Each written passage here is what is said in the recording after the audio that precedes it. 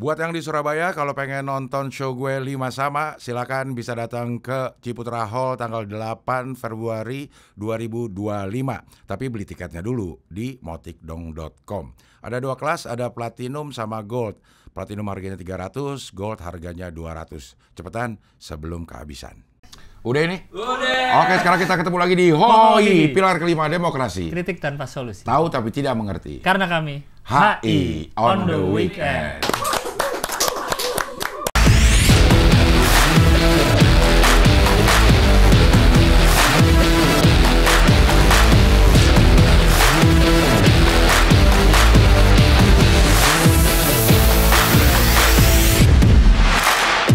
Tamu kali ini bikin gue deg-degan pasti. Karena ngomongin kesehatan tuh gue deh. Tapi ini kan bedah, lu kan nggak ada. Tapi kan saraf, gue kayak. Kenapa? Saraf gue kayaknya terganggu. Ini dokter pertama nggak kesini? Dokter enggak. Tapi lo nggak masuk. Katanya itu dokter jantung. Oh iya, jantung. Iya benar-benar. Gue Iya. nggak ada waktu itu ya. Itu aja gue deg-degan. Oh iya. Ternyata ada jantung juga. Oke, langsung kita perkenalkan. Ini dia Dr. Rian Riveldi Keswani. Makasih loh dok udah datang ke sini dok.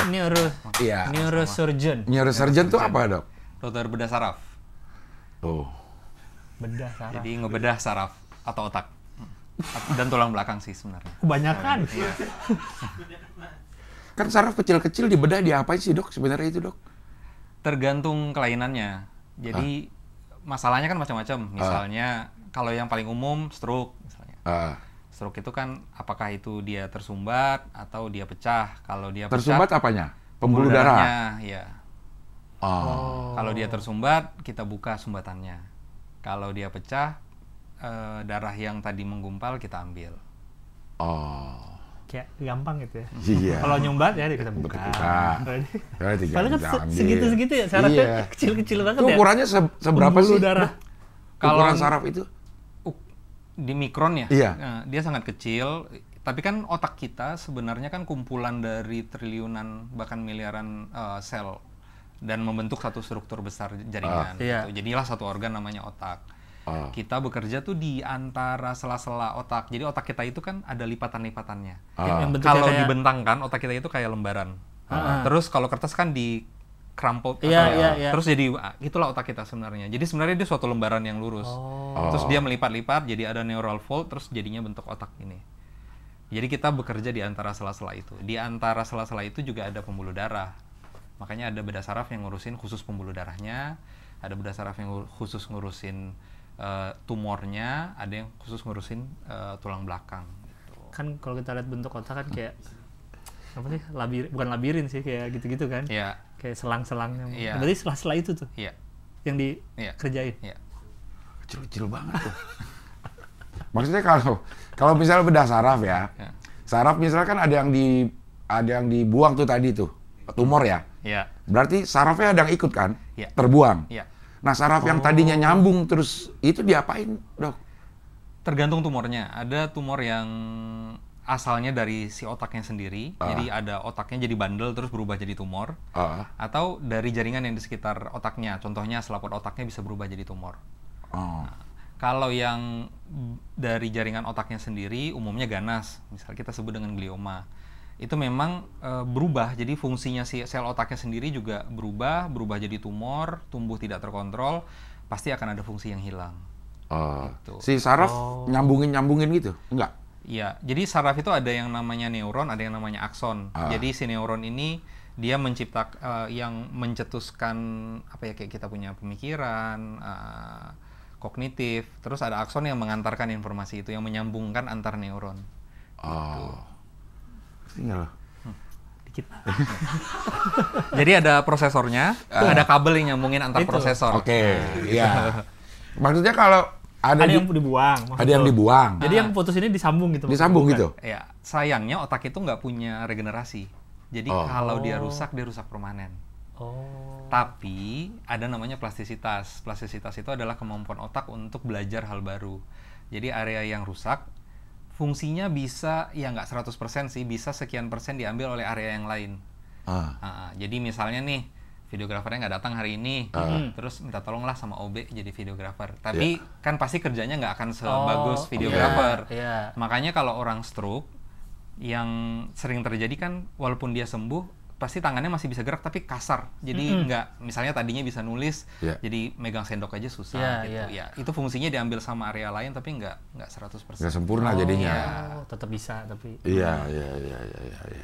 Memang dokter ini spesialis saraf yang di otak.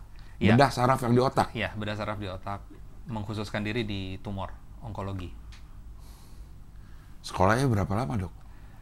Bedah saraf 5,5 tahun. Oke. Dokternya 6 tahun. Dokter 6 tahun. Terus bedah sarafnya 5,5 tahun. 11,5. Terus saya ngambil subspesialisasi lagi sekitar 2 tahun. 1 tahun 2 tahun. 14,5.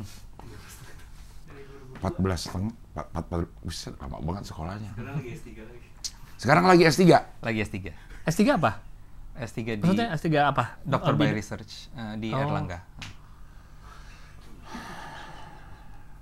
Dokter emang lama ya. Tapi kalau S3 di dokter ini, S3 ini bukan itu lebih ke ini ya, lebih ke penelitian. Lebih ke penelitian. Bukan keterampilan gitu kan. Kalau yang spesialis itu kan keterampilan, itu keterampilan gitu. Tapi nggak capek sekolah mulu, Dok? Menikmati ya. Memang kita undang di sini selalu pada senang belajar. Iya, benar. Bikin kita jadi insecure ini. Iya. Tapi di Erlangga, tapi di praktek di PON, rumah sakit PON, Pusat Otak Nasional. Iya. Oh, yang di Cawang itu ya? Iya. Pegawai negeri dong? Pegawai negeri. Oh, itu negeri? Negeri, vertikal. Oh, tapi itu kalau ini secara kualitas tuh rumah sakit PON ini kayak kalau kita dengar kan kalau Harkit tuh katanya kalau untuk jantung. Harkit apa sih? Harkit jantung ya. Itu bagus katanya gitu. Nah, kalau PON? Kalau saya sebagai dokter yang udah keluar negeri ya. Iya. Saya bangga sih sama pelayanan yang di rumah sakit PON ya. Oke. Iya. Karena menurut saya walaupun kita relatif baru, rumah sakit ini berdiri 2014 jadi baru 10 tahun umurnya. Kita pelayanannya ya nggak sempurna tapi karena isinya orang-orang muda semua, jadi selalu berusaha apalagi nih yang kita bisa bikin perbaiki, apalagi jadi kulturnya lumayan lumayan growth gitu, punya kultur untuk pengen berkembang terus. Progresif gitu lah gitu ya. Iya. Memang banyak dokter muda di sana. Iya, rata-rata dokternya muda-muda. Oh, dokter muda tuh usia berapa sih ukurannya? Karena sekolahnya lama. Kayak di bawah 60 tahun sih kita masih bilang muda. Karena beres sekolah aja udah nggak muda kan? Iya, beres sekolah aja udah nggak muda. Hah? Kalau udah umur 18 tahun, selesai SMA. Ya. Kuliah total berapa? Kuliah 14. Kan udah 42. 32 ya? 32 ya. Masih muda sih. Masih muda, benar. Baru lulus tapi. Tapi kan baru lulus. Itu pun kalau dia sekolah terus, langsung terus sekolah lagi. Iya. Yang paling tua di sana berapa, Dok? Ada yang udah 70-an, tapi itu salah satu foundernya rumah sakit juga, ikut membangun dari awal. Ya beliau tuh kayak guru-gurunya kita lah ya, yang meletakkan batu fondasi, tapi beliau juga ya selalu encourage kita kayak sekolah lagi dong gitu, ayo apalagi nih yang kita bisa perbaiki, apalagi yang kita bisa majukan gitu. Tapi kalau yang dokter tua gitu, Dok, secara keilmuan ya, kan kedokteran berkembang terus.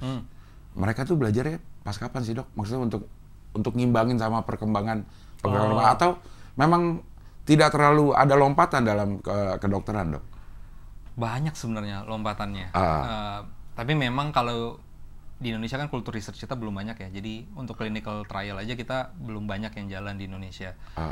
Tapi kalau untuk loncatan ke di luar negeri itu kayak di Amerika itu risetnya gila-gilaan sih sekarang. Bahkan untuk cancer aja mereka udah pakai antibody monoklonal. Jadi diambil sel daya tahan tubuh kita, terus si sel daya tahan tubuh ini dikenalkan sama sel kankernya, terus baru dibalikin lagi suruh ngelawan sel kankernya sampai udah segitunya. Jadi udah personalized terapi gitu. Sedangkan kalau kita kan masih terlalu umum ya, kayak gitu. Terus Untuk analisa sel tumor pun udah sampai ke gennya gitu. Jadi setiap orang yang ada tumor dianalisa. Tapi kalau di kita lompatannya ya kita masih ngikut sama luar. Tapi kalau dibilang untuk belajar, kayaknya tiap pulang sih belajar ya.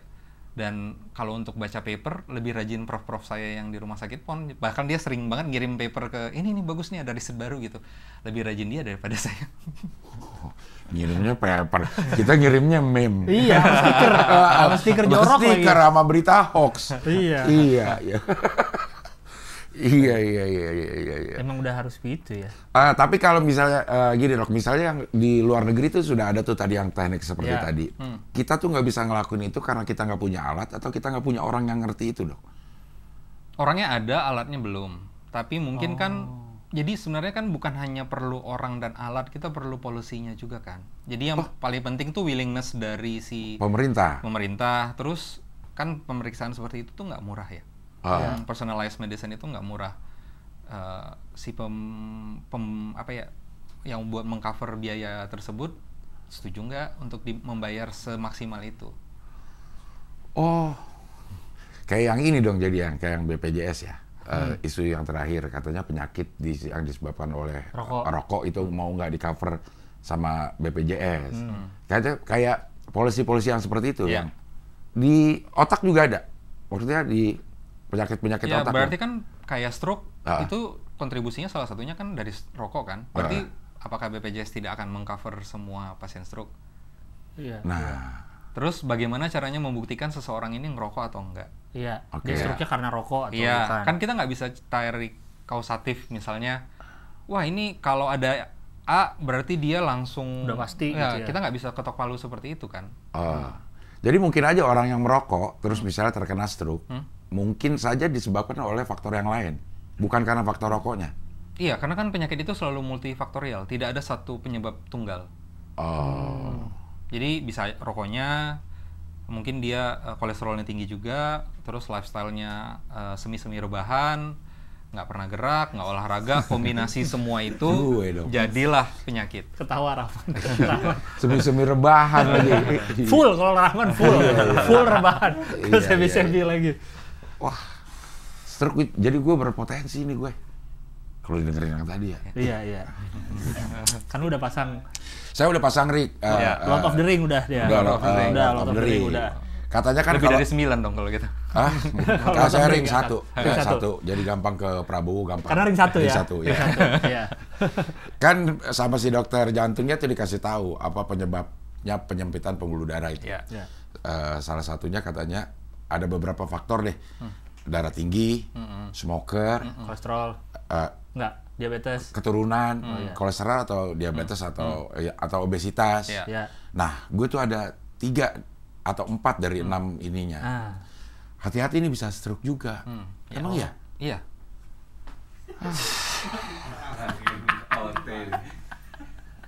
Permasalahannya nih di Indonesia kalau kita medical check up yang diperiksa tuh jantung, kepala nggak diperiksa. Padahal organnya sama-sama penting. Itu. Jadi di medical check up jarang ditambahkan screening untuk kepala.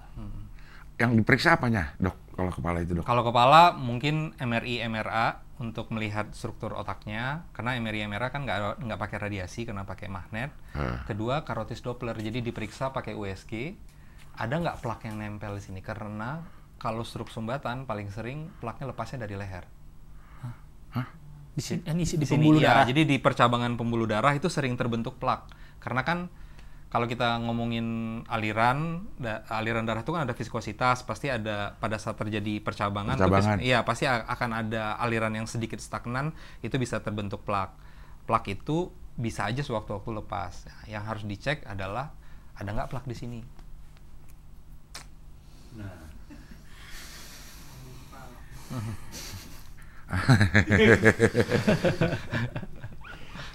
Saya tuh penyakitnya banyak, Dok, nih. Sebagai satu lagi nih ya, saya itu dibilang mengidap cluster headache. Yang satu sakit kepala. Sakit kepala itu akan berulang setiap tahun, ada musimnya katanya. Ada musim. Sakitnya itu emang dahsyat sih. Sakitnya tuh sakit banget. Bukan pusing, beda. Beda. Sakit aja. Sakit banget gitu. Nah, itu maksudnya apakah apakah itu pertanda bahwa ada gangguan yang lain atau cuma di situ aja, Dok? Cluster headache tuh, saya kan mendalaminya tumor, jadi saya nggak mendalami sebenarnya pain, tapi tahu dikit-dikit. Biasanya ini saya refer ke teman neurolog atau teman saraf yang memang khusus untuk megang sakit kepala. Jadi ada divisi di saraf itu yang khusus megang sakit kepala doang. Karena sakit kepala itu banyak, ada yang namanya tension type headache, ada yang cluster, ada migraine, macam-macam. Iya. Itu. Cluster headache itu apa? Saya nggak mendalami itu, jadi saya nggak bisa jawab dengan tepat, takutnya salah. Jadi mending ke dokter saraf. Ada divisi sakit kepala. Iya. Coba. Logo di pintunya gini, orang yang ini Oskadon tuh. Yang ada bulat-bulat kayak di logo obat. Kalau kata dokternya sih memang ini akan berulang, Pak, kata gitu. Sakit kepalanya ini. Sakit kepalanya itu akan berulang terus. Akan berulang terus. Terus dikasih, kalau lagi sakit tuh dikasih obat yang bisa bikin rileks. Terus gue bilang, "Dok, saya dulu pernah narkoba." Kayak gitu. Wah, berarti yang ini nggak boleh. Tapi sakit tuh, jadi sakit. Ya udah nggak apa-apa, pakai itu aja. Nggak bolehnya kenapa? Ya misalnya, katanya ya kalau orang narkoba tuh yang mengandung kodein terlalu banyak, disarankan tidak, karena dia bisa bikin suges. Ya, emang gitu ya, Dok? Kodein itu? Karena kan dia bikin ketergantungan kan. Golongan morfin kan ada ketergantungannya, terus ada toleransinya. Jadi kalau pemakaian jangka waktu lama untuk menyebabkan efek yang sama, dosisnya harus dinaikkan. Makanya kan nggak boleh digunakan dalam jangka waktu yang lama, hanya bisa didapatkan dengan resep. Iya, pantesan ada waktu ini paling lama sebulan lah misalnya kayak gitu. Habis itu harus di stop dulu. Harus di stop dulu. Ya itu memang karena supaya tidak ketergantungan lagi. Iya. Ya, begitulah, Lang. Lu olahraga yang banyak, Lang. Iya bener ya. Olahraga lah, bener lah. Oke. Tua ya olahraga. Kita mau ngomongin ini dulu lah, jangan ngomongin penyakit lah. Ya gimana dokter, masa nggak ngomongin penyakit, Bang? Waktu S1-nya di mana, Dok? Di Universitas Andalas, Padang. Di Andalas, Padang. Ya. Terus langsung spesialis bedah saraf. Ambil spesialis. Dulu sempat kerja dulu 3 tahun, jadi dokter UGD di salah satu rumah sakit swasta di Pekanbaru. Habis itu ngambil spesialis di UI. Di UI, bedah saraf ini? Iya. Kenapa milihnya bedah saraf? Jadi waktu itu tertariknya sama beberapa bidang. Terus karena saya ada di rumah sakit yang cukup besar, akhirnya coba ikutan nih sama dokter-dokter spesialisnya ada di rumah sakit itu. Awalnya saya coba, tertariknya kan karena suka detail, jadi tertariknya itu waktu itu urologi, anestesi, bedah plastik sama bedah saraf. Oke. Awalnya ikutan sama dokter bedah plastik. Enak, operasinya detail, ngerapiin, karena rekonstruksi gitu. Apalagi terutama misalnya orang habis kecelakaan, mukanya hancur dirapiin. Tapi ternyata mukanya hancur dirapiin. Terus enak gitu. Beda ya, udah beda inilah kita. Oke. Ternyata kenapa? Ternyata pasiennya bukan hanya itu aja, ada juga pasien-pasien estetik yang minta augmentasi, misalnya hidungnya dimancungin gitu, atau misalnya tulang pipinya dimajuin. Ternyata saya nggak sesabar itu mendengar keluhan orang dengan keluhan estetik. Gitu. Oke, memang lebih banyak yang datang untuk estetik? Tergantung dokter bedah plastiknya sebenarnya. Oke. Dia fokusnya kemana gitu? Iya, cuma kan money maker-nya dari estetik. Iya. Kan nggak mungkin doain orang kecelakaan terus mukanya hancur terus kan. Terus gitu. hancur. Ya kaki lagi. Iya kan, terus ngelihat orang pakai helm kan, Pak ngegas aja Pak, ngegas Pak. Iya, benar. Iya, kalau estetik pasti kan komplain, aduh hidungnya kurang ini nih, misalnya orang ini. Iya. Kerjaan sendiri simetris Dok, nggak simetris gitu kan. Nggak sabar. Jadi waktu di S1 itu sering bisa nggak sabar juga ya? Pelaku bedah bisa nggak sabar juga ternyata. Padahal seneng yang detil. Iya. Jadi waktu S1, waktu jadi dokter umum itu sering ikut sama spesialis. Habis itu nyobain urologi. Oke. Menarik, tapi ternyata pas coba ikutan ke kamar operasi, ngelihat prosesnya, nggak setertarik itu setelah ikutan. Oke. Terus nyobain anestesi, ikutan ke kamar. Itu paling banyak uangnya katanya itu. Oh iya. Iya. Karena kalau operasi dia pasti ada. Oh iya sih. Mungkin nggak ada. Mau dokter siapa yang operasi, pokoknya pasti ada dokter anestesinya. Iya juga sih. Tapi waktu jadi dokter anestesi, ternyata dokter anestesi itu habis bius terus nunggu dokter bedah kan. Nunggu ini kerja gitu dokter bedah. Iya, dokter bedahnya kerja. Jadi waktu kerja gue tergantung dari orang lain kan. Iya. Iya. Nah, gue nggak suka tuh kalau gue nggak dalam kontrol. Oh. Jadi nggak bisa mengontrol waktu kerja kan, jadinya kalau dokter bedahnya operasinya lama, Lama, iya. ya jadi lama Berarti juga. emang itu ya nungguin terus? Iya, nungguin terus kan. Takutnya butuh lagi anestesinya atau apa? Iya kan, kondisi pasiennya juga harus dimonitor kan. Oh, si kesadarannya itu Iya. ya? Oh gitu. Tapi emang beneran diem? perdarahannya. Tapi itu emang beneran diam atau ngeliat monitor gitu? Iya, ngeliat monitor, jatat, ngeliat monitor, masukin obat. Oh nih kayaknya darahnya banyak, tambah darah, tambah cairan. Oh nih kayaknya terlalu banyak cairan keluar, dikurangin cairannya gitu. Tapi kan kerja juga itu terus. Iya, tapi tergantung sama Iya, orang lain bener kan. sih ya. Iya, kalau dokter bedahnya operasinya lama, Di situ aja terus? iya nongkrong aja. Bisa gitu? Nongkrong. Cepetan bisa nggak? Cari, gua ada aturannya operasi gitu. Iya, nggak bisa mepet-mepet berarti ya? Apa Iya, kalau iya. megang berapa operasi? Oke. Oke, terus itu setelah anestesi, bedah saraf. Bedah saraf. Waktu itu sempat ngobrol sama dokter bedah saraf di rumah sakit itu, terus dia ngajakin kayak, yaudah ikut gue deh beberapa bulan ikutan, sampai akhirnya kan gue jaga UGD. oke. Setelah jaga UGD, ada pasien kecelakaan sepeda motor masuk. Oke. Umur 17 tahun, nggak sadar, koma, orang tuanya nangis-nangis, terus dokter bedah sarafnya datang, Bu ini harus dioperasi, ini namanya perdarahan di rongga epidural, karena kepalanya kebentur. Udah koma nih, bisa selamat? Iya bisa selamat, bisa enggak, bisa cacat, atau ya kadang-kadang mungkin bisa bangunnya cacat gitu. Iya, Tapi iya. kita sama-sama berdoa lah Iya. semoga. Iya. Dioperasi, besoknya bangun. Terus gua mau ngerjain ini gitu. Mau kecelakaan maksudnya? Enggak. Mau ngerjain. Gue mau ngerjain yang kayak mau gini ngerjain, gitu, iya. hasilnya signifikan. Signifikan. Iya. Oke, udah menetapkan hati dah tuh. Iya, Bedah saraf. iya. Akhirnya ujian, melakukan persiapan, belajar, Oke. terus ujian. Tapi kan PPDS itu saingannya sangat rasio nerima sama yang kepengen tuh banyak banget. Ya. Bahkan katanya juga Untuk keterimanya aja dulu ya? penuh KKN dulu ya, waktu zaman-zaman gue ya. Iya, Wah, iya. itu penuh sangat, KKN-nya udah tahu. Kalau dia masuk, oh diurut-urutin, ada dokter apa di atasnya gitu. Sekarang masih begitu gak dok? Sekarang kalau dari penerimaan PPDS itu pasti yang akan diutamakan adalah orang yang mau kembali ke daerah. Oke. Jadi yang pasti nilai dulu, nilai kemampuan dasar. Kalau nilainya sama semua, IPK dinilai juga. Terus umumnya mereka cenderung menerima dokter yang dari lulusan dari tempat itu. Jadi Oke. misalnya spesialisasi di Erlangga, mereka pasti akan Cari kasih yang- poin ya. lebih untuk orang yang dari Erlangga juga. Ya. Terus berikutnya mereka akan nilai ini dokter mau kerja kemana nih, mau kerjanya kembalinya ke kota atau ke daerah terpencil. Kalau dia mau ke daerah terpencil itu akan secara poin akan lebih tinggi, jadi kemungkinan dia diterima lebih besar. Terus dinilai ada beasiswa nggak, jadi misalnya dia beasiswa dari pemerintah daerah kah, atau dari LPDP atau biaya sendiri. Iya. Kalau yang beasiswa poinnya lebih tinggi karena kan kemungkinan dia putus sekolah lebih kecil kan, Iya, karena ada iya. yang bayarin. Iya. Jadi Dokter dulu apa? Beasiswa? Saya sendiri. Sendiri? Awalnya beasiswa, mau dibayar rumah sakit, tapi program dari rumah sakitnya terhenti. Jadi di tengah jalan saya harus bayar sendiri karena rumah sakitnya menghentikan program. Baru tadi dibilang beasiswa kayaknya lebih aman nih Iya. bayar.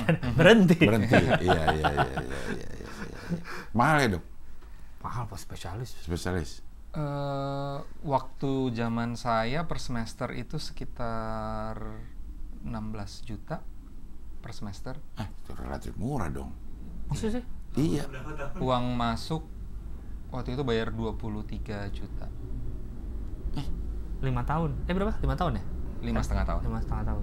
Kalau UI sih murah ya.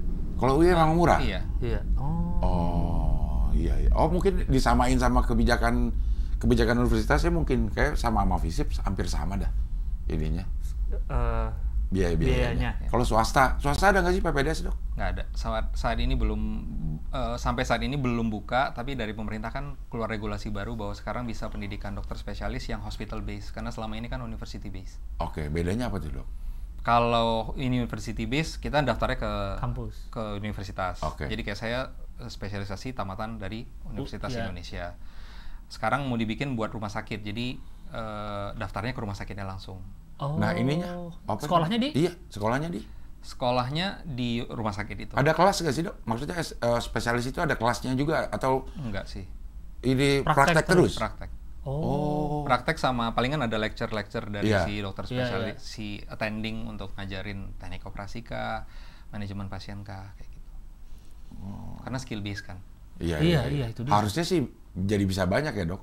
Maksudnya walaupun tidak semua rumah sakit punya kualifikasi yang bisa untuk melahirkan spesialis gitu. Iya. Tapi banyak rumah sakit swasta yang sebenarnya bisa secara Nggak banyak juga. Nggak banyak. Karena kan ada syarat, misalnya gini nih, mau buka spesialis bedah saraf, ada requirement kasusnya kan, dia harus misalnya setahun harus ada berapa operasi untuk bedah saraf untuk minimum bisa buka gitu. Itu nggak semua rumah sakit swasta punya. Berarti ini udah ada sekarang yang hospital base tuh udah ada? Belum. Oh, belum.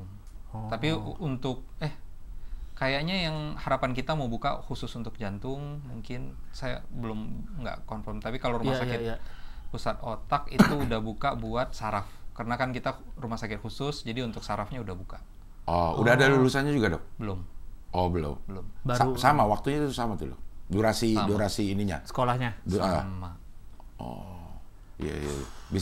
Bisa menghasilkan dokter spesialis lebih cepat dan lebih banyak berarti ya dibanding cuma nunggu dari universitas. Untungnya juga kalau hospital base kan dihitungnya sebagai pegawai rumah sakit kan, jadi digaji. Kalau zaman saya dulu nggak digaji, jadi 5,5 tahun itu ya karena kuliah aja. Karena kan sama bayar sama universitas, karena kita affiliate-nya sama kampus, universitas. Itu yang beratnya sebenarnya ngambil spesialis itu.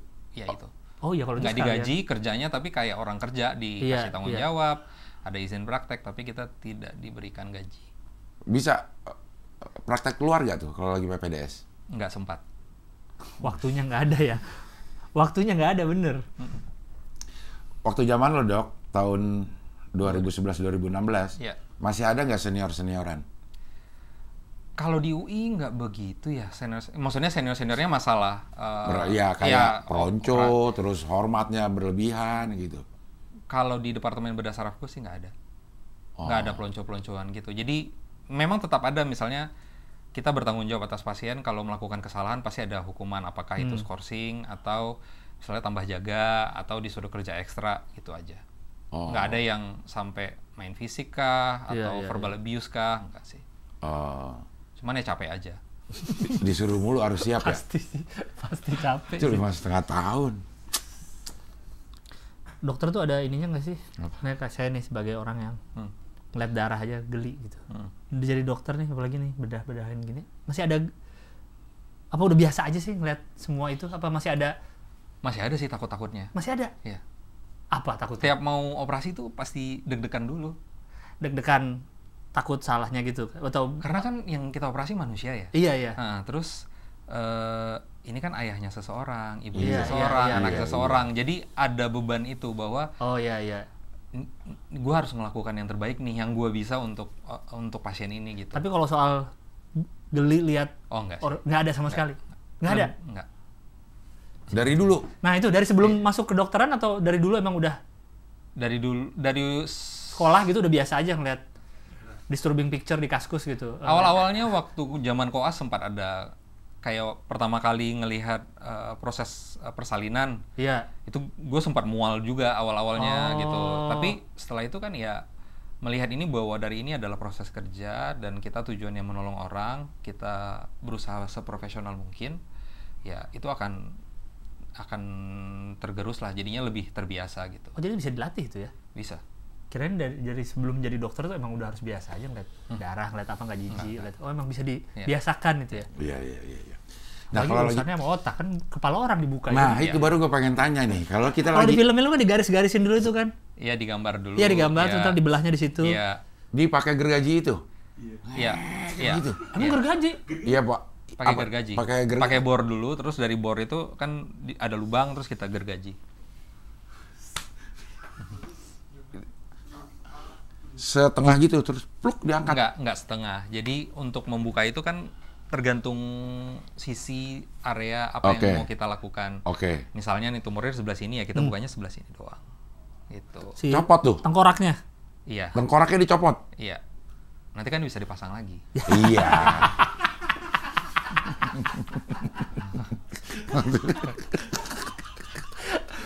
Masa didiemin, lupa kulitnya udah dirapetin, tengkoraknya belum dipasang. Tapi ada tuh vokalis Aca. Iya. Aca kan udah, dia nggak ada semua ya? Apanya sih? Iya di kotak terus sama dia disimpan di mana gitu katanya. Gitarnya di masjid, Dok?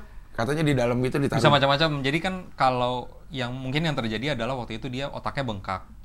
Jadi ngedorong ke tengkoraknya. Iya, jadi tengkoraknya dibuka supaya memberikan ruang otaknya bengkak supaya nggak neken ke dalam. Iya. Karena kalau neken ke dalam efeknya ngerusak otak yang lain kan. Jadi tulangnya dilepas, tulang itu bisa disimpan di bawah kulit di perut atau di paha atau di kepalanya juga di samping atau disimpan di bank jaringan, ada bank jaringan. Kita punya di. Nah, selama dia nggak ada itunya, Dok? Selama dia nggak ada tengkoraknya? Kalau di luar itu dikasih kayak helm khusus buat orang yang nggak punya tempurung kepala. Iya. Nah, tapi kalau di Indonesia saya biasanya disuruh hati-hati aja. Karena udah nutup kulit kan. Kulit udah nutup. Kayaknya Aca itu pakai helm sepeda gitu kan? Iya. Kayak semacam helm sepeda kan? Iya. Sama hati-hati. Sama hati-hati. Iya. Kalau kayak Peter Cech dulu pakai apa tuh? Dia kan nggak sampai dibuka tengkorak ya? Oh, dia gegar-gegar otak dia itu. Kan Peter Cech dulu kiper kan pakai Iya. helm kan? Iya. Kayak helm buat kayak gegar-gegar otak. Iya. Itu kalau emang tulang bisa disambung lagi, Dok? Itu kan tulang kan ya? Iya. Kan kayak tulang patah bisa di itu lagi. Iya. Oh iya. Nanti copotin dulu lah. Oh iya dicopot sih. Lock gitu. Iya. Kalau bedah saraf misalnya dokter mau buka pala orang nih, berapa dokternya apa aja di situ? Bedah saraf aja. Ada bedah saraf, Anestesi ada tadi kan? sama Udah. ada perawat. Pasti ada perawat asisten atau asistennya bisa perawat atau dokter bedah saraf lain. Terus ada scrub technician atau scrub nurse. Jadi perawat yang sudah mengkhususkan diri untuk jadi asisten operasi. Jadi dia paham banget alat-alat. Oh. Terus ada runner satu orang. Runner itu perawat yang kayak perawat sirkuler, dia ada di ruangan itu muter-muter ngeliatin ada yang perlu dikosongin nggak, ada kabel yang kira-kira bisa bikin. Terus kalau kita perlu alat tambahan, dia juga bukain alat tambahan gitu. Berarti dokter bedah sarafnya satu? Ya. Yang utama itu ya? Ya. Oh. Itu dokter yang lakuin semua tuh, yang dari mulai motong sampai potong kulit, itunya sampai, balikin lagi. Ya. Motong tengkorak gitu. Perasaan lo gimana, Dok, maksudnya? Pertama kali ya? Perasaannya gimana ini? Tengkorak orang gue potong ini gitu. Waktu pertama ya gemeteran juga ya pasti. Waktu Masih kuliah apa udah beres tuh? Enggak, waktu lagi sekolah spesialis. Oh, masih sekolah ya? Iya. Diberi kesempatan kan sambil diawasi ya. Iya. Jadi kalau di UI dulu kita Ngilu gua. harus observe dulu, observe berapa kali, terus belajar jadi asisten dulu. Setelah bisa jadi asisten yang baik, baru belajar jadi operator sambil diliatin. Jadi si supervisor jadi asisten. Terus baru fly solo habis itu. Deg-degan awal-awal ya, ada rasa takut, gemeteran juga, tapi setelah mulai operasi rasa takutnya hilang karena udah fokus kan. Jadi yang lainnya nggak berasa. Waktu aja juga nggak berasa. Paling lama pernah berapa lama, Dok? 36 jam. Wah, Sehari setengah. terus-terusan itu? Ya. Tidur? Nggak tidur tapi ke toilet tiap 8 jam atau 6 jam. Ya asal kebelet ke toilet sebentar 10 menit habis itu balik lagi. Itu lagi apa? Mengerjakan apa itu? Tumor. Di otak berarti ya? Iya. Sendiri itu berarti? Sendiri waktu itu. Iya, dokter utamanya sendiri. Iya, dokter utamanya 36 jam. 36 jam. Masa non-stop sih, Dok? Ya, istirahatnya ya itu Ke toilet aja? doang ya. Atau kadang-kadang tambah kayak ambil cemilan buat Nggak ini maksudnya kan ya kan dokternya kan manusia juga gitu kan, kalau ngantuk apa nggak jadi fokusnya? kalau operasi kan adrenalinnya tinggi ya. Jadi nggak berasa capek. Terus bahkan haus kadang-kadang nggak berasa. Oh iya sih ya. Jadi baru berasa capek itu setelah Pas beres selesai ya? gitu, langsung berasa. Dan semua yang di ruangan juga nggak berganti tuh? Perawat pasti ganti. Oh, perawat tuh ganti Perawat ada? ganti, dokter anestesi ganti. Ya. Oh, yang kayak tadi dokter anestesi kan nungguin. Iya. Dok, Jangan. jadi selama 36 jam kerja terus? Ya. Ada yang dikerjain gitu? Ya.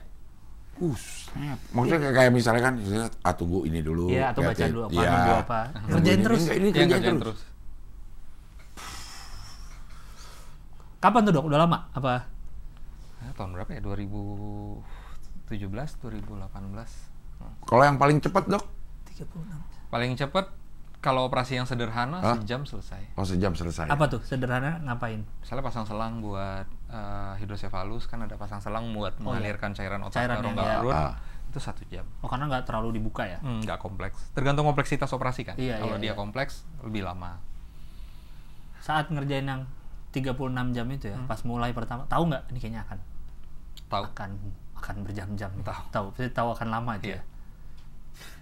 Makanya nggak pernah bikin janji kalau hari itu ada operasi. Saya nggak pernah bikin janji.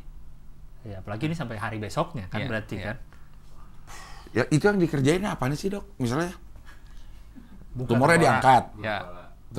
Bukannya kan bukan kepala, itu mah udah gitu. Tumornya dapat nih. Plak, ini tumornya dapat. Diangkat tuh tumor untuk dibuang. Plak. Enggak, dibuang. Jadi kan untuk kita prinsipnya pada saat mengangkat tumor, saya kan ada subspesialisnya skull base sama onkologi. Jadi tujuannya adalah bisa mengakses tumor tanpa merusak jaringan otak. Iya. Dan tengkorak kita tuh kompleks. Jadi kita bisa cari celah-celahnya dulu tuh. Jadi tulangnya di drill, ditipisin, terus kita bikin celahnya dulu. Itu bisa makan waktu 3 jam sendiri. Terus setelah itu baru kita ambil tumornya. Ngambil tumor itu juga nggak semerta-merta kayak plek gitu loh. Karena pasti dinding tumornya nempel sama struktur-struktur penting. Contohnya saraf mata, pembuluh darah, dan lain-lain. Jadi kita ambil, prinsipnya tumornya diambil secara piecemeal. Jadi diambil dikit-dikit sampai dia tinggal kapsulnya. Misahin kapsul itu bisa 8 jam sendiri karena kan dia nempel sama struktur penting. Berarti selama operasi kita pakai mikroskop, dokter bedah saraf. Secara mikroskopik kita potong satu-satu tuh kayak jaringan-jaringan yang nempel. Pakai apa potongnya? Gunting mikro. Itu yang pakai tangan robot enggak ya? Enggak. Bukan. Itu langsung. Pakai gunting mikro sama suction mikro sama forceps mikro. Kecil-kecil apa itu jaringannya? Nah, kayak gini nih mikroskopnya. Oh, ya yang suka ngeliat ke situ ya kalau di film-film tuh kan. Iya, kameranya ke yang lagi di bedah. Nah, maksudnya itu harus ada yang dibenerin nggak setelah si tumornya keluar, yang nempel-nempel sama saraf-saraf penting itu yang dibuang. Hanya membuang itu atau abis itu harus dibenerin? Harus dibenerin dulu nih karena kita harus pastikan tidak ada perdarahan tambahan, terus namanya hemostasis, jadi menghentikan semua kemungkinan perdarahan. Terus menutupnya sama pentingnya dengan membuka. Karena kan kita membuang banyak struktur, si struktur itu kita bentuk lagi gitu untuk menutup. Kalau enggak nanti misalnya kita buang atap matanya jadinya bolong. Atau matanya jadi jatuh gara-gara kita tidak rapikan dengan baik gitu. Atau lukanya jadi bocor gitu. Ribet banget ya bener. Ya 36 jam sih Bang, ada yang dikerjain terus sih, bener sih. Nggak ada santainya itu 36 jam. Nyalain musik nggak? Kan suka ada yang kalau di film tuh nyalain musik gede. Saya nggak suka dengar musik kalau operasi. Nggak. Jadi hening aja tuh ruangan? Hening aja. Temen lu pada stres kali ya. Nggak mau dokter Ian, nggak ada musiknya. Nggak ada musiknya, sepi banget. Gitu ya. Tapi boleh kan sebenarnya ya, putar musik? Boleh. Ada dokter yang, kalau ada beberapa teman yang suka putar kayak ngaji-ngaji, ada juga.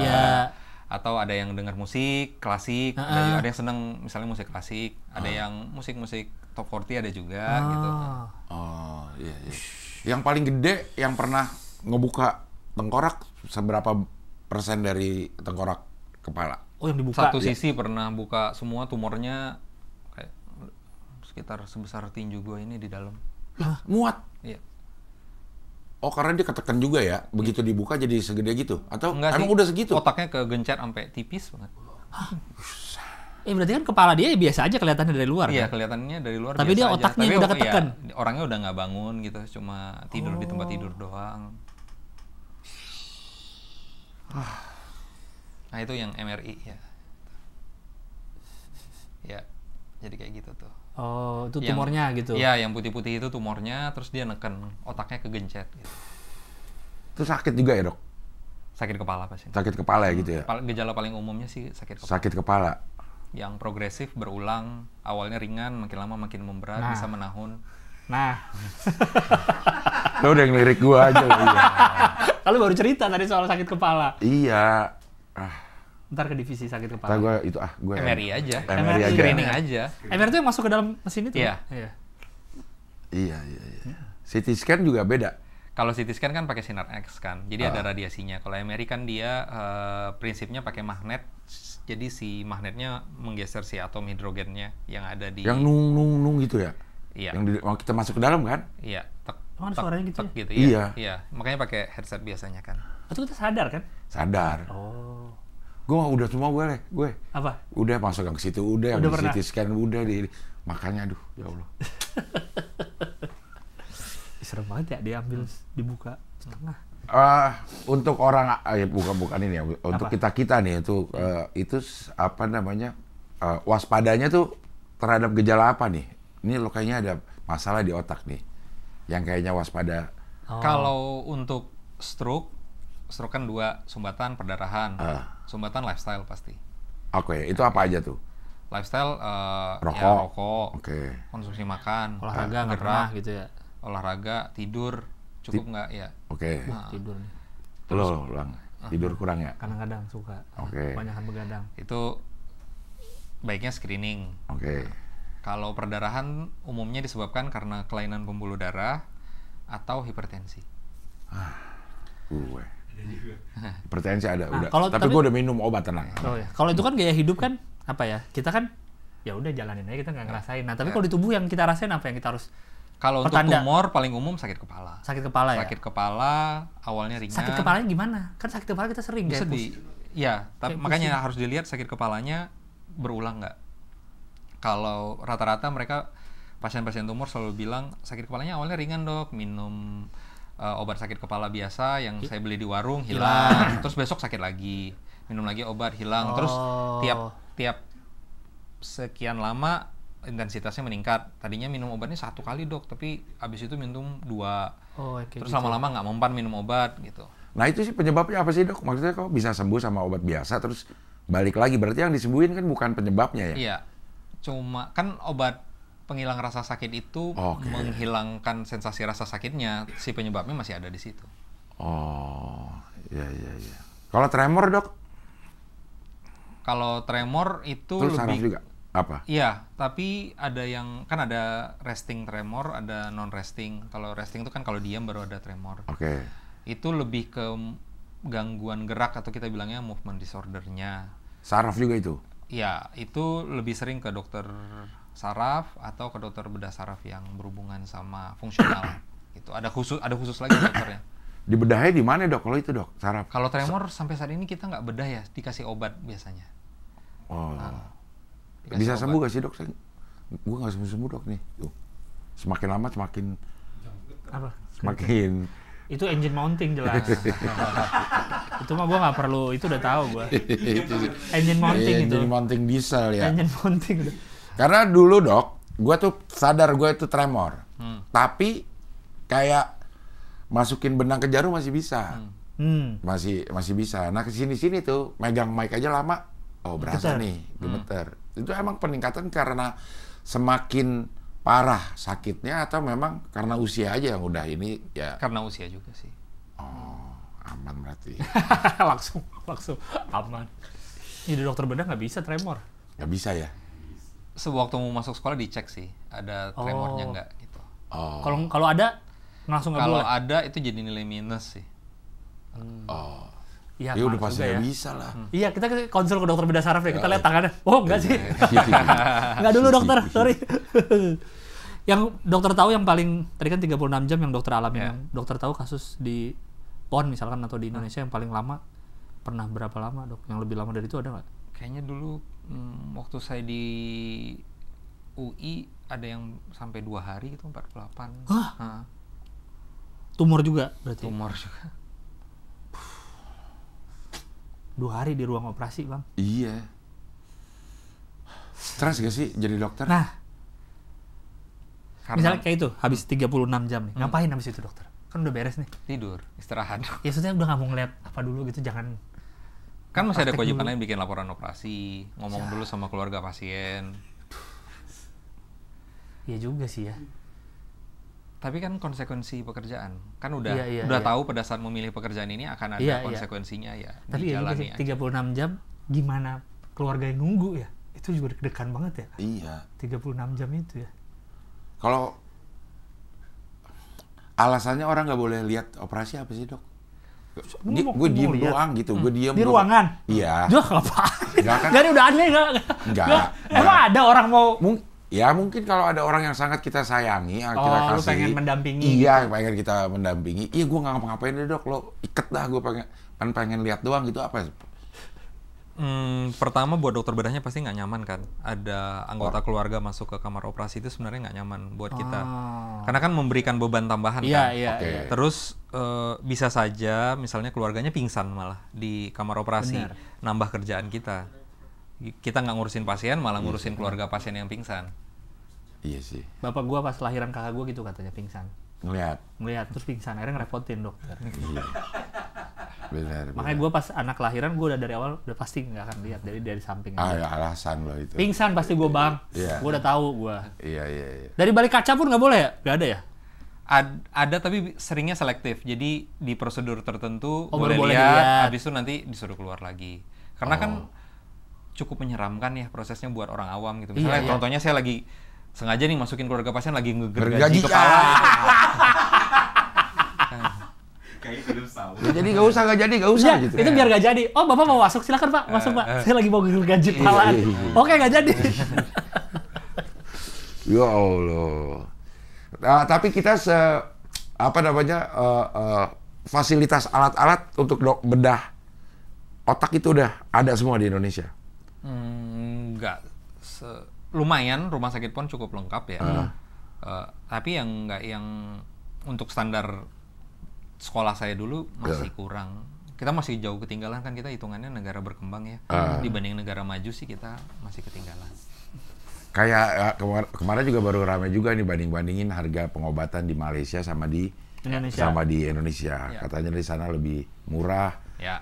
Mungkin karena masuk alatnya juga pajaknya murah, Ya. atau obatnya juga ininya murah. Kita kenapa kayak begitu dok? Kalau menurut ini ya dokter ya, kenapa kita kok menerapkan pajak di tempat yang nggak pas gitu, sehingga kesehatan tuh jadi mahal di kita gitu? Mungkin tujuan awalnya supaya industri dalam negerinya berkembang untuk industri kesehatan. Oke. Tapi jadinya kita kenyamanan buat impor kan. Ya. Karena kan mengembangkan sesuatu itu butuh butuh dana, butuh ahli, dan itu nggak murah gitu. Bisa aja. Jadi gini, mindsetnya untuk dari regulator mengharapkan nih kita bikin risetnya hasilnya harus positif. Enggak, karena kalau buat kita researcher, hasil negatif itu juga suatu hasil gitu. Jadi kita tahu ini nggak this doesn't work gitu. Tapi kan kalau buat regulator atau pemerintah kan gagal dong penelitiannya. Ya enggak sih, kalau buat kita hasil negatif adalah suatu hasil juga. Gitu. Tapi kan untuk mengembangkan itu kan proses trial and error-nya banyak kan untuk mengembangkan itu. Jadi kita jadinya terlalu nyaman buat impor jadinya. Tapi kenapa digedein kalau udah tahu begitu dok? Wah itu nggak bisa ditanya ke saya. Bukan saya yang bikin peraturannya. Iya ya, udah tahu lo pengen nyamarin impor, ya kecilin aja pajaknya gitu ya. Apalagi buat alat-alat gini. Emang alat-alat pajaknya gede juga ya dok ya? Gede ya, kayak dihitung barang mewah kalau nggak salah, barang kesehatan. Tuh. Dan pada sakit makanya. Kenapa? Iya biar nggak mahal-mahal biayanya. Nah kalau yang di Malaysia kenapa bisa lebih murah? Tahu? Karena pajaknya murah kalau untuk alat-alat. Terus secara regulator obat-obatan juga pajaknya obat-obatan lebih rendah. Saya nggak tahu apakah zat aktif obat-obatan itu Malaysia produksi sendiri kayaknya. Jadi ada obat-obatan yang mereka punya pabriknya. Kalau di kita saya nggak tahu, harus konfirmasi lagi. Setahu saya waktu zaman saya sekolah saya tamat tuh 2016, Indonesia tuh nggak ada produksi zat aktif sama sekali. Jadi zat aktif itu apa tuh? Maksudnya zat aktif? Contohnya paracetamol, kita tuh nggak produksi paracetamol, jadi kita cuma packaging. Jadi si bahan aktifnya paracetamolnya didatangkan dari luar negeri, baru dibikin jadi kapsul di kita. Termasuk yang paracetamol obat warung juga itu impor bahannya? Iya. Terakhir saya tahu ya waktu itu. Iya. Emang kita nggak punya apanya dok? Pabrik. Iya maksudnya pabrik bahannya. Kita nggak bikin pabrik di sini karena regulasinya atau? Regulasi paling. Kalau secara SDM dokter Malaysia sama aja atau gimana? Setahu dokter? Sama. Kan kalau alat kan mungkin beda kan, pajaknya mungkin lebih murah apa. Tapi kalau secara SDM sama. Secara skill lah sama aja sebenarnya ya. Mungkin kelemahannya di kita masalah komunikasi kali. Dokter Indonesia tuh suka agak kurang mau spend waktu lebih banyak di komunikasi. Karena sebagian besar, misalnya ini ada kasus malpraktek, dilaporkan dokter malpraktek. Kalau yang saya lihat umumnya adalah masalah komunikasi. Jadi keluarga pasien tidak dapat informasi yang cukup tentang apa yang terjadi, jadi membangun asumsi. Gitu. Iya. Karena kan menurut saya mengesalkan buat keluarga pasien, misalnya orang tua masuk rumah sakit, dok mau dirawat sampai kapan? Nggak tahu. Ya nanti kita lihat. Itu kan nggak jelas, sesuatu yang nggak jelas itu mengesalkan buat keluarga. Ya. Sebenarnya masih ada cara menjelaskan yang lebih enak sebenarnya. Iya. Karena mungkin aja kita nggak tahu maksudnya si dokter benar-benar nggak tahu berapa lama. Iya. Harusnya gimana? Iya. Setidaknya kan ada rencana kan. Iya. Kita lihat berapa hari. Iya. Diajarin nggak di sekolah dok soal komunikasi? Ada juga. Diajarkan tapi tidak dominan, bukan suatu mata kuliah yang besar gitu. Zaman saya sekolah dulu. Iya. Oh, padahal itu termasuk yang paling penting sih ya. Karena dokter. Karena sekarang orang ke dokter tuh udah cocok-cocokan. Iya bener. Enak ngomongnya yang kayak gitu. Iya bener. Lo terakhir ke dokter kapan? Gua dokter anak buat anak. Enggak, lo sendiri. Udah lama ya? Iya. Masih yang berhadapan-depan? Lupa, iya kayaknya deh. Kalau sekarang udah modern, gue termasuk sering ya. Terakhir tuh dia udah ada layar komputer sendiri. Nih bapak ini nih kita sambil diterangin sambil ngeliat di YouTube gitu. Jadi lebih ngerasa konsultasi gitu. Sekarang jauh lebih baik. Tempatnya juga udah nggak menakutkan gitu. Udah kadang nggak dibatasin sama meja gitu. Kalau dulu juga pasien kan takut nanya ya. Iya. Nanti dokternya marah kalau saya nanya. Justru sebenarnya nanya itu haknya pasien. Iya. Gitu. Jadi kalau mau tanya aja. Karena itu tugasnya si dokter menjelaskan. Sekarang yang mau dibuka, misalnya nih kalau buat operasi kepala ya, yang mau dibuka kepalanya kan pasiennya ya. Jadi dia punya hak dong untuk minta penjelasan sejelas mungkin apa yang akan dilakukan ke badannya sendiri. Iya. Jadi ya tanya aja sebanyak mungkin gitu. Ya itu apa ya penyebabnya? Mungkin dulu gap antara dokter sama pasien tuh tercipta kayak gimana gitu ya, sampai si pasien ya udah lo ikutin aja dokter lo bilang apa gitu. Sekarang budaya itu juga udah mulai berubah. Iya. Tapi ya kalau bisa jangan ke dokter ya. Apa? Jangan sampai ke dokter. Kalau bisa. Iya. Tapi pasti akan ada yang ke dokter. Iya, udah pasti. Iya. Dokter refreshingnya ngapain dok kalau habis olahraga, lari, sehat, gym, palingan. Bener. Ngerokok enggak? Bagus. Iya dong, kan walk the talk dong. Iya. Olahraga, nyuruh orang sehat, masa nggak sehat hidupnya? Ada juga ya? Ada dokternya. Kalau dokter yang ngerokok, emang udah pasti bilangnya, ya saya tahu kalau suruh berhenti nggak mungkin. Tapi kurangin ya, ini pasti dokternya ngerokok. Oh, kalau dokternya ngomong gitu ke pasien, berarti dianya ngerokok juga. Oh iya. Pasti dokternya ngerokok. Udah beberapa sih yang gue ketemui. Dokter ngerokok juga sih masalahnya ya. Kalau yang nggak ngerokok pasti udah berhenti, udah. Ini cuma ini doang nih permasalahannya karena rokok nih Pak. Gitu. Udah Bapak berhenti. Udah nggak ada alasan ngurangin itu. Bapak berhenti bukan ngurangin gitu. Terus saya kurangin dulu ini nggak, Bapak berhenti. Lo nggak ngerokok sih dok. Gitu. Dok ini S3-nya berapa lama lagi dok? Masih dalam proses riset. Mudah-mudahan kalau lancar sekitar 2 tahun lagi mungkin. Udah berapa lama berjalan? 2022? Iya. 2 tahun, masih 2 tahun lagi? Iya. Total. Kenapa pilihnya di Erlangga? Waktu itu dari Rumah Sakit PON ada kerjasama sama Erlangga. Afiliasi awalnya juga sama Erlangga. Terus mereka menawarkan dokter by research ini nggak ada kuliah, jadi pure memang buat research doang. Terus banyak bisa dilakukan secara online gitu. Walaupun sekali-sekali harus tetap terbang ke Surabaya. Oke, ini apa? Kan pasti ada kasus yang diteliti. Iya. Itu apa yang diteliti? Saya meneliti ini implementasi machine learning dan AI untuk decision making suatu tindakan operasi tumor spesifik. Nama tumornya vestibular schwannoma. Emang ada yang maksudnya udah mulai dipakai AI untuk apa biasanya? Kenapa waktu itu diteliti? Karena mau nggak mau AI kan berkembang ya. Iya. Dan nggak mungkin kita melawan perkembangan. Jadi lebih baik kita mengarahkan dia supaya bisa mengenhance atau meningkatkan kemampuan kerja kita. Itu. Jadi tujuannya ini sekarang AI itu udah banyak di medis tuh buat baca hasil radiologi, hasil ronsen, itu udah dibantu sama AI gitu. Gitu. Jadi kayak si AI-nya membantu mana tahu dokternya ada miss nggak ngeliat sesuatu gitu. Ini apa? Posisi AI nama apanya? Nah, aplikasinya lah gitu, nama aplikasinya. Belum. Jadi belum, masih dalam tahap pengembangan, baru kita ngumpulin data, terus nyari populasinya, nyari sampelnya, terus baru kita nanti kalau udah itu baru dibikin programnya. Berarti kerja sama orang komputer dong, sama orang komputer. Iya. Programmer. Iya. Oh. Itu belum dapat itunya. Belum. Kita masih jadi kan kalau dalam proses ini paling penting itu datanya harus rapi dulu. Iya. Nah, merapikan data itu yang makan waktu lama. Oh. Jadi nanti hasilnya adalah aplikasi itu. Iya. Oh, keren banget loh.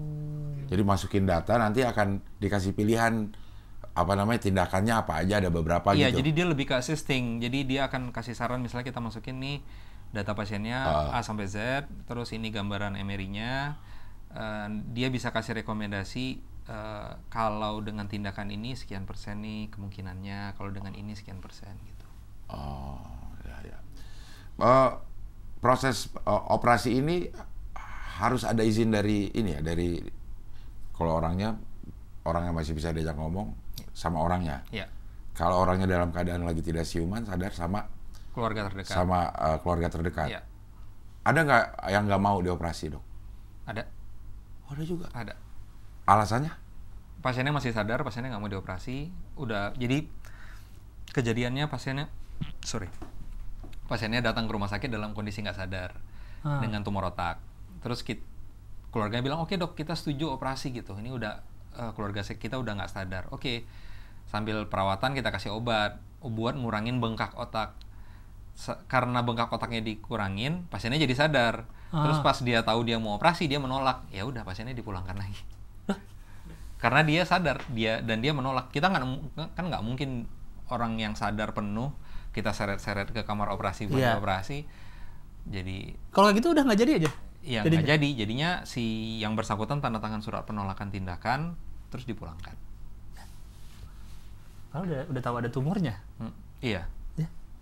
Terus gimana dong? Yang ngeri kali. Yang ngeri kali. Iya kan bisa aja dia takut dengan proses operasinya. Itu kan haknya dia soalnya. Iya juga sih. Ya. Nah, kalau misalnya dalam kasus itu, kalau misalnya si pasien itu ada serangan seperti itu lagi, nggak sadar, minta izinnya sama keluarga, orang tua, udah oke, dikerjain dah nih. Iya. Terus begitu dia sadar, kok gue udah operasi sih gitu, nggak ada hak. Iya, jadi pada saat akhirnya kan pasien yang sama masuk lagi nih, karena kan pulang dari rumah sakit dia nggak dapat obatnya. Betul. Itu lagi kan, jadinya nggak sadar lagi. Terus akhirnya kita konsulkan ke psikiatri sama neurobehavior di kita namanya. Mereka mengeluarkan surat bahwa orang ini unfit atau tidak layak untuk mengambil keputusan untuk diri dia sendiri. Jadi ada surat resminya, nanti jadi tanggung jawab diberikan ke keluarga. Setelah itu akhirnya kita operasi.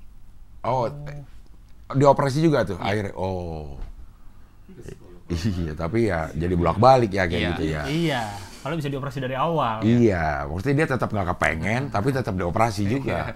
Karena keluarganya yang pengen gitu ya. Iya.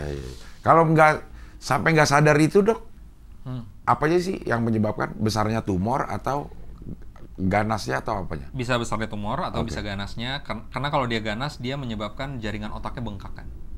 Pada saat jaringan otak bengkak, pusat kesadarannya ketekan, dia jadi nggak sadar. Pusat kesadaran itu adanya di mana dok? Namanya ARAS, jadi ascending reticular system. Salah satunya talamus, ada organ namanya talamus itu atau batang otak, itu juga berhubungan sama pusat kesadaran. Talamus. Jadi lu apa ya dok? Sebelah sini nih untuk apa fungsinya? Sebelah sini untuk kemana? Yang nyambung saraf mata mana gitu? Iya. Buset.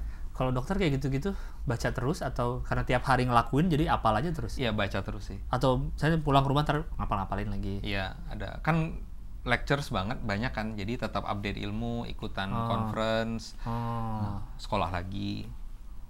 Ke luar negeri juga conference biasanya? Iya. Jepang ngapain? Ke Jepang ngapain? Sekolah apa ya? Ngambil skull base sama onkologi, terus sama belajar gamma knife juga. Gamma knife tuh? Radiasi. Ini pas apa sekolahnya? Pas habis spesialis? Ada juga sekolah ke Jepang. Enggak, pas sekolahnya pas Iya, kapan pas berarti? kapan? 2003 sampai 2004 kemarin. 2023. 2023 sampai 2024. Jadi nyambil jadi waktu lagi Udah kerja di PON. kerja di PON, minta izin buat sekolah, tapi memang saat itu juga udah ngambil S3. Jadi kan S3 sama subspesialisasi itu berbeda. Satu jalur profesi, satu jalur akademik. Iya. Iya, yang di Jepang itu subspesialis itu tadi. Gamma knife itu nggak pakai mata pisau. Bukan. Jadi nama Gamma knife itu dipilih karena si penemunya adalah seorang dokter bedah saraf namanya Lexel. Oke. Jadi itu adalah radiasi menggunakan radioaktif kobalt dan sinarnya digunakan untuk mengontrol atau mengecilkan massa tumor. Oh. Gamma knife. Jadi bukan pisau sih ya? Bukan, tapi karena yang bikin dokter bedah saraf, jadi dia kasih nama Gamma knife. Ada knife-nya. Di kita ada? Di Indonesia ada 2 yang punya Rumah Sakit Cipto sama Siloam. Lah, tapi PON nggak punya? Nggak punya. Mahal ya? Mahal.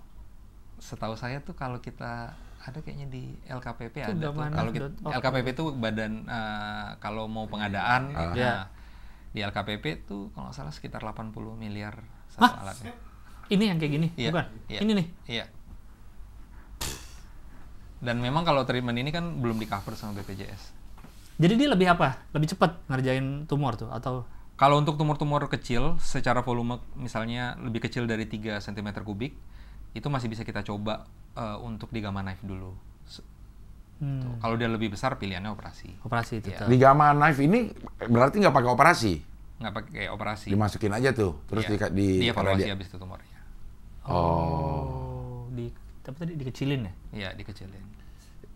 $10.000 biayanya, $10.000. $10.000 satu kali prosedur. Berapa kali prosedur biasanya? Satu kali. Satu kali cukup, udah bisa. Itu kayak model yang mecahin batu ginjal tanpa operasi gitu? Iya, mirip-mirip gitu. Mirip-mirip kayak begitu. Tapi kan kalau itu kan yang dipakai gelombang suara kan, nah ini dia pakai radiasi. Nah, kayak gini nih prinsipnya. Jadi sinar gamanya dipakai untuk nembak si tumor. Ke dalam. Ya. 150 juta kurang lebih. Iya. 160 juta. Berapa lama? Satu kali prosedur sekitar 1 jam. Itu masuk ke dalam kayak MRI juga berarti? Iya, mirip. Tapi kalau MRI kan sampai dalam banget. Kalau ini cuman kayak ada cone di sini. Jadi masih bisa lihat, masih kebuka. Nah, dalam kondisi sadar nih? Iya. Orangnya sadar? Sadar. Sejam doang sih. Ah, ini yang ngerjain mesin. Maksudnya dia udah masuk, udah mesinnya kerja atau dokter tetap ngapain di situ? Kita bikin planningnya, jadi karena kan kita nembak radiasi itu kan tujuannya juga pasti ada efek pendarahan radiasinya. Jadi kita harus ngatur, misalnya dosisnya, terus mau ditembak di mana aja, terus ada organ-organ yang mau dilindungi nggak, gitu. Ini kayak gini dok, misalnya dok ya, si tumornya ini akhirnya akan apa? Akan mengecil atau pecah Kita akan tujuannya mengontrol atau mengecilkan si tumor. Nggak ada yang somplakan-somplakannya jadinya? Enggak sih. Dia ngecil aja gitu jadinya karena ya karena kalau misalnya pecah gitu, ya pecahannya kemana gitu? Iya berarti nggak dihilangin tumornya ya, dikecilin. Iya. Tapi kan tumor itu sebenarnya kan sel tubuh kita sendiri. Iya. Jadi dia maksudnya si tumornya jadi apa nih kalau diginiin? Mengecil aja, dia tidak membelah. Ngeganggu, berarti nggak ganggu. Mati aja dia. Iya. Oh mati. Iya. Atau apoptosis lah kita bilang, yang mengecil dia. Getah bening ya? Getah bening. Kok getah bening? Nah, kalau ada orang anak-anak kecil panas tuh kayak nonjoli leher tuh dok. Oh itu beda lagi. Beda. Itu proses radang yang bikin itu membesar. Iya itu di selangkangan juga suka. Ya, kalau ada infeksi di kaki, ada infeksi di kaki, di selangkangan, di ketek juga, termasuk di leher, sini. Di leher biasanya. Itu emang mekanisme defense tubuh ya? Tubuh ya. Kenapa di Jepang ininya subspesialisnya? Apa itu tempatnya? Jadi ada memang dokter bedah saraf yang gua tertarik. Jadi kalau lihat di CV kan ada berapa kali skull based dissection course. Jadi kalau untuk dokter bedah saraf, kita ada waktunya kita course latihan dengan mayat. Kadaver gitu. Kadaver ya. Jadi kan kita nggak mungkin nih nyoba misalnya belum pernah ngerjain ini gitu terus dicoba langsung di orang hidup kan nggak Iya, boleh. iya. Jadi kita harus coba di mayat dulu atau di Iya. kadaver dulu. Nah, gue ketemu ada satu orang dokter bedah saraf dari Jepang yang namanya Fukushima, terus dia punya murid namanya Takuro Inoue. Nah, terus gue jadi ngobrol-ngobrol, ternyata cocok. Terus gue lihat, oh dia mengerjakan banyak ya A, B, C, D. Terus gue nanya, kayak gue boleh belajar sama lu nggak? Terus oh boleh ke Jepang, berapa lama? Minimal segini. Terus urus surat, dapat surat izin sampai keluar izin praktek di Jepang, terus berangkat. Beasiswa juga Iya, fully funded sih dari sana. dari sana. Iya, dari Jepangnya dapat apartemen. Iya. Iya, berarti belajar sama si dokter itu Iya. tuh. Hah? Dia untungnya apa nggak sih ini? Dia Ada. seneng ngajar aja sih. Nyebarin ilmu lah, Bang. Oke, mesinnya siapa yang bikin? Made in mana? Made in Swedia. Berarti dia kan Gamma Knife ya? Iya. Jadi di sana gue operasi, ngerawat pasien sama ya belajar Gamma Knife ini juga. Oh, jadi kerja juga di sana sebenarnya. Iya. Praktek juga maksudnya. Iya. Oh. Operasi orang Jepang. Iya. Emang kenapa operasi orang Jepang? sama ya, otak kan sama ya? Sama. Sama ya? Siapa tahu otaknya beda orang Jepang sama orang Indonesia. Ya Allah. Oh, berarti di rumah sakit juga, di kampus juga di sana berarti. Apa di rumah sakit aja? Di rumah sakit aja. Oh, di rumah sakit aja kuliahnya di situ juga. Iya. Di jumlah dokter yang subnya seperti lo dok, ada berapa di Indonesia sekarang? Mungkin setahu gue terakhir tuh 70-an mungkin ya, 70-an. Seluruh Indonesia? Dokter bedah saraf itu cuma 500-an se-Indonesia. Bedah sarafnya. Bedah saraf yang secara umum Iya. itu 500-an orang cuma se-Indonesia. Dikit ya? Disupin lagi ya Ya, lebih sedikit. Sup lagi. yang tumor tadi ya? 60-an mungkin ya, 60-an. Iya. Yang Gamma Knife? Kayaknya lumayan banyak. Ya sama dari 60-an itu rata-rata kan sepaket biasanya kalau belajar onkologi itu dan skull base biasanya mereka terekspos juga sama Sama Gamma Gamma Knife Knife. itu. Oh. Iya, tapi cuma punya ada 2 Apanya? Alatnya? alatnya. Kalau si ya di Indonesia yang paling benar-benar sekolah Gamma Knife palingan yang di 2 center itu. Tapi mungkin yang sekolahnya benar-benar dedicated di Gamma Knife Center kayaknya saat ini baru gua sih. Iya. Oh, itu emang tempat Gamma Knife-nya ya? Iya. Gamma Knife Center Iya. itu yang di Jepang? Iya. Yang lainnya umumnya mereka course kayak 3 bulan gitu atau misalnya 2 bulan gitu. Iya, berarti nggak pernah dicoba lagi dong ya sekarang Gamma Knife-nya? Iya. Iya, maksudnya dokter habis kuliah di sana, Iya. ya nggak bisa belum pernah ngerasain lagi, apa nyobain lagi lah Iya. alatnya. Iya. Karena nggak ada. Iya. Ya mudah-mudahan dibeli ya. Apa? Beliin lah Dibeliin sama ya. pemerintah. Iya, 80M buat pemerintah mah kecil lah. Pak Prabowo makan gizi gratis ya. T, itu aja kan T, ya itu kan? iya, triliunan. 80M mah bisa lah. Tapi kan ya bukan masalah beli alatnya doang kan. Karena kan pasti perlu maintenance. Iya, nah, itunya itu. tuh, Kalau spare maintenance nggak part. jalan karena kan dia kan radioisotop ya, radioaktif. Pasti ada half life-nya. Pasti dia si sumber radiasinya akan habis. Pasti harus ganti, misalnya setelah 7 tahun harus ganti source atau Sumbernya. sumbernya harus Iya, diganti iya. gitu. Itu kan pakai biaya lagi. Kalau nggak itu juga nggak disupport ya nggak mungkin bisa jalan dengan continuous. Iya, kalau harganya 80 miliar, Ya. terus satu tindakan 150 juta, kan lama juga balik modalnya ya. Iya. Iya, benar. Tapi kan kalau buat kesehatan itu kan kita nggak cari maksudnya gini, kalau menurut saya tuh aneh banget kalau kita misalnya pemerintah menggelontorkan dana untuk kesehatan rakyat, kita nggak hitung untung dong. Yang kita hitung adalah misalnya berapa banyak orang yang sakit tumor bisa kembali kerja dan bayar pajak lagi. Iya. Sebenarnya harusnya hitungannya kayak gitu. Berapa Iya. banyak ibu yang melahirkan yang anaknya sehat. Jadi bukan dicari keuntungan balik modalnya. Balik kan? modal Iya. ya. Kecuali si rumah sakit swasta deh ya. Gitu. Iya. Ininya udah beda ya. Iya. Kalau rumah sakit kan ada kelas-kelasnya ya. Ada kelasnya kayak kalau si Cipta udah rumah sakit umum pusat, Iya. ada rumah sakit umum daerah. Iya. Itu emang berbeda secara level kualitas, apa berbeda cuman daerah nih? Kalau daerah ya yang bikin provinsi, kalau ini yang bikin nasional, atau emang fasilitasnya beda? Fasilitasnya beda. Setahu gue tuh ada levelnya kayak ada rumah sakit tipe A, B, C. Ada beberapa kriterianya termasuk jumlah bednya, jumlah pelayanan yang bisa diberikan, jenis pelayanannya gitu. Kalau yang tipe A itu udah lumayan lengkap. Jadi misalnya jumlah bednya ada sekian ratus, bisa memberikan pelayanan operasi, mungkin ada kateterisasi, bisa kateterisasi juga. Gitu. Tapi kalau RSCM udah paling canggih udah RSCM. Ada lagi rumah sakit yang lebih canggih dari RSCM? Kalau RSCM kan dia umum banget ya. Jadi pemerintah kan akhirnya bikin rumah sakit yang khusus jantung setara dengan RSCM, itu harapan kita. Bikin rumah sakit PON yang setara dengan khususan buat kepala. Ya bikin rumah sakit PON gitu. Terus ada kanker Darmais. Ada paru persahabatan. Rumah sakit persahabatan tuh paru. Iya. Oh, iya. Tulang ada gak? Siaga? Tulang. Di Siaga emang di Siaga mah swasta. Ada di Jawa Tengah, lupa. Tapi dekat Purwokerto ada rasanya. Ada rumah sakit khusus tulang. Jadi pemerintah juga sebenarnya punya ya sub-subnya itu rumah sakit yang memang yang lebih fokus. Tapi secara fasilitas alat segala macam memang udah bagus juga. Untuk bedah saraf kayaknya rumah sakit PON cukup lengkap ya. Kita punya 6 mikroskop, mungkin paling banyak sekarang punya mikroskop dibanding RCM.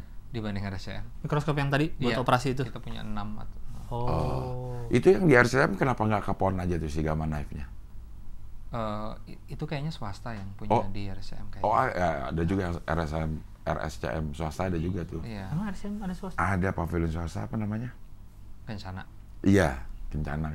Ada lu mau swasta atau apa? Soalnya kan Gamma Knife tidak di cover sama BPJS kan. Iya. Kayaknya itu investasi swasta di sana kayaknya. Mahal ya. Ya tapi harusnya meregulasi dengan semangat bahwa memang tidak nyari untung. Itu tadi bisa balik bayar pajak lagi berapa orang, ibu bisa melahirkan dengan selamat, anaknya bisa sehat, mungkin bisa itu ya. Produktif buat negara. Iya, tapi ada biaya pemeliharaan juga. Makanya udah nggak usah jadi pemerintah. Oke, Dokter Yan, terima kasih. Sama-sama. Pusing nggak Bang? Nggak terlalu tapi ya sebenarnya. Ini nggak terlalu pusing pusing karena teknisnya lebih sedikit. Iya, kita soalnya nggak banyak nanya teknis terlalu gimana. Kalau nanya pusing pasti. Kalau itu jelas pusing ya. Iya. Tapi mudah-mudahan ini bisa jadi bikin orang yang gaya hidupnya nggak sehat jadi bisa sehat lah. Iya. Dan makin banyak yang jadi dokter bedah saraf. Iya, tapi Gamma Knife-nya banyak juga. Ini setahun di Jepang akhirnya nggak dipakai. Gamma Knife banyak di Jepang. Nggak di sini maksudnya. Di sini. Iya, maksudnya udah belajar Gamma Knife di Jepang. Iya. Terus ke sini cuma 2 tuh di rumah sakit. Siloam juga Siloam mana? Siloam yang Karawaci. Di Karawaci. Oh, berarti cuma 1 di Siloam. Di Siloam Karawaci. Iya. Ini balik lagi aja dok ke sana yuk. Jangan dong. Makin kurang lagi ya. Neurosurgeonnya makin habis di sini. Oke dokter, terima kasih. Sehat selalu, terima kasih banyak. Semakin banyak menebar manfaat buat semuanya. Iya. Oke lah, kalau gitu sampai ketemu lagi di HOI, pilar kelima demokrasi. Kritik tanpa solusi. Tahu tapi tidak mengerti. Karena kami HI on the way.